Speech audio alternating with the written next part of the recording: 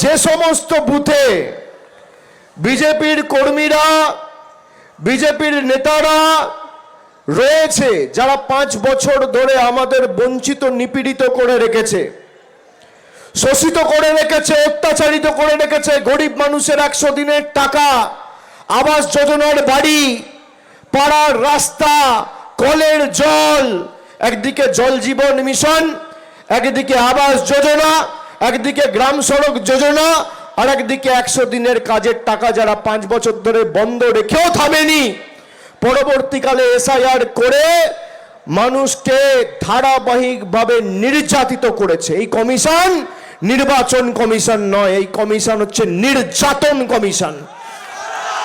যারা মানুষকে কোথায় কোথায় লাইনে দাঁড় করিয়েছে, হঠাৎ করে 10 বছর আগে নোটবন্দির নাম করে লাইনে দাঁড় করিয়ে দিল। আবার 10 বছর পরে এই মুর্শিদাবাদে কত লোক রয়েছে, 200, 300, 350 বছর ধরে এই মাটিতে রয়েছে। মুর্শিদাবাদের মানুষের কাছে 100 বছর 150 বছর আগের সম্পত্তির কাগজ রয়েছে। আজকে আমাদের লাইনে দাঁড়িয়ে নাগরিকত্বের প্রমাণ দিতে হবে নরেন্দ্র মোদীকে, অমিত শাহকে।